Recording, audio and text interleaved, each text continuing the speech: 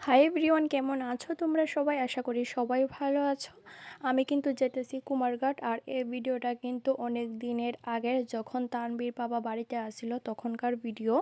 তো কুমারঘাট যেতেছি কারণ সেখানে ভবতারিণী মন্দির আছে, লাস্ট মেলা, তার কারণে যাইতেছি।